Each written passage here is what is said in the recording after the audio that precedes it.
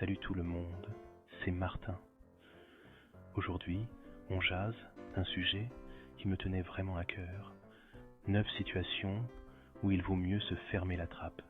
Ouais, je sais, ça sonne comme un vieux proverbe chinois, mais croyez-moi, ça va vous parler. Parce que, soyons francs, on s'est tous déjà retrouvés dans des situations où on aurait mieux fait de la boucler. Hein ? Que ce soit en pleine chicane, dans une soirée malaisante, ou même, parfois, sur le web.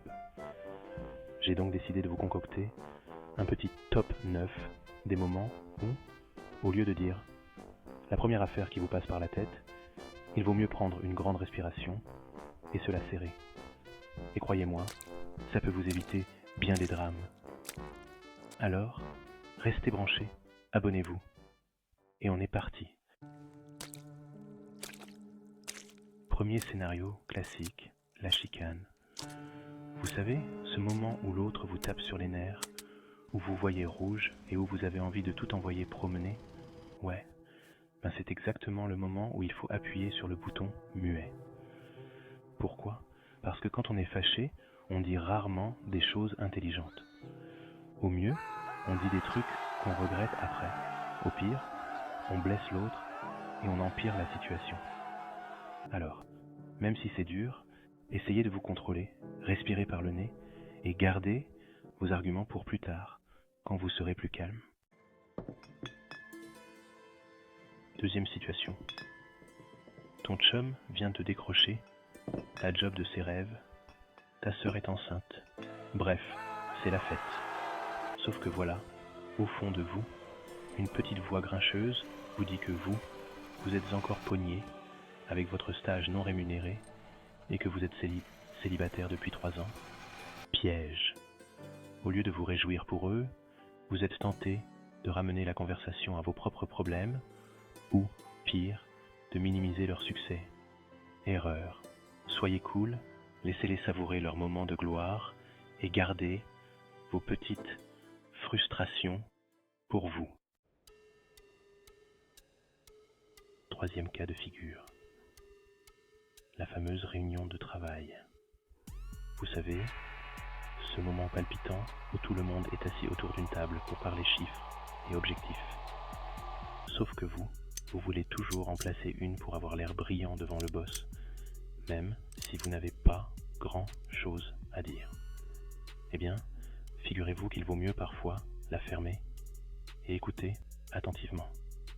Non seulement ça vous évitera de dire une grosse bêtise, mais en plus, ça vous permettra d'analyser la situation, de comprendre les enjeux et de peut-être, qui sait, avoir une idée brillante au bon moment.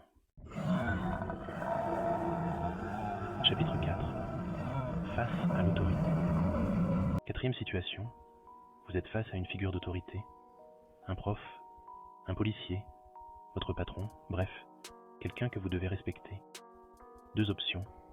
La jouer rebelle et contester tout ce qui se dit, ou bien la jouer fine et opter pour le silence. Je vous conseille fortement la deuxième option. Pourquoi ? Parce que contredire systématiquement une figure d'autorité ne vous mènera nulle part, sauf dans le trouble. Écoutez attentivement, posez des questions pertinentes si nécessaire, et surtout, évitez les remarques déplacées, vous permettra de gagner en crédibilité et en maturité. Chapitre 5. La colère, mauvaise conseillère. 5e situation, à haut risque. Vous êtes en beau fusil, vraiment fâché. Du genre avoir rouge et avoir envie de tout casser. C'est normal, ça arrive. Sauf que c'est dans ces moments-là que vous devez absolument tenir votre langue. Pourquoi ? Parce que la colère peut vous faire dire ou faire des choses que vous regretterez amèrement. Alors, avant de dire à votre meilleur ami qu'il est complètement à l'ouest ou d'envoyer un courriel incendiaire à votre patron, calmez-vous. Allez prendre une marche, écoutez de la musique, bref, trouvez un exutoire à votre colère avant qu'elle ne prenne le dessus. Chapitre 6. Chut, c'est un secret. 6e situation. on vous confie un secret juteux, croustillant, que vous mourrez d'envie de partager avec votre meilleur ami. Danger, révéler un secret, c'est trahir la confiance de quelqu'un.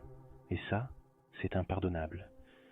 Alors, même si ça vous démange, gardez ce secret pour vous.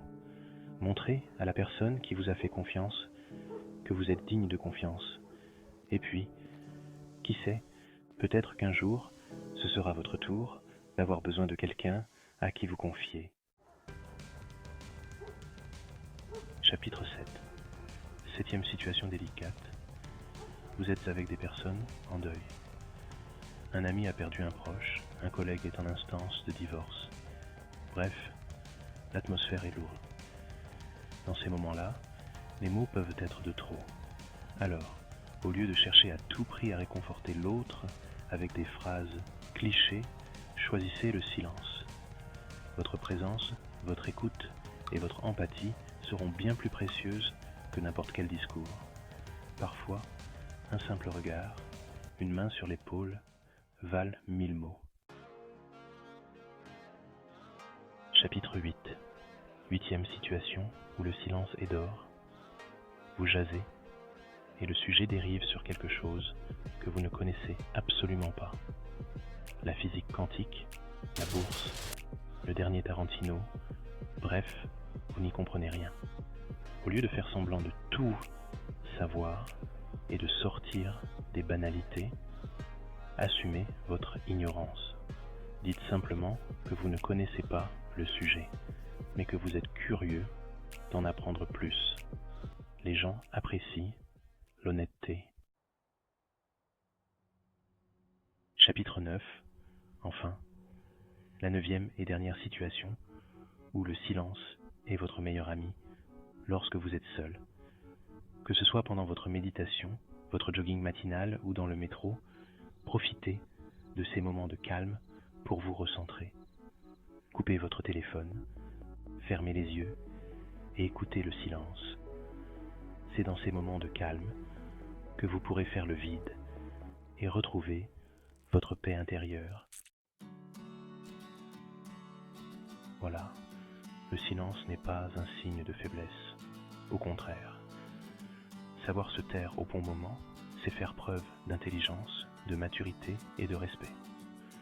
C'est aussi une marque de confiance en soi. Alors, la prochaine fois que vous serez tenté de parler pour rien dire, rappelez-vous de ces 9 situations. Vous pourriez être surpris de la puissance du silence. Si vous voulez aller plus loin et découvrir d'autres trucs pour mieux communiquer, je vous invite à regarder ma vidéo sur l'art de la conversation. N'hésitez pas à liker, à vous abonner et à partager vos expériences dans les commentaires. On se revoit bientôt pour de nouvelles aventures.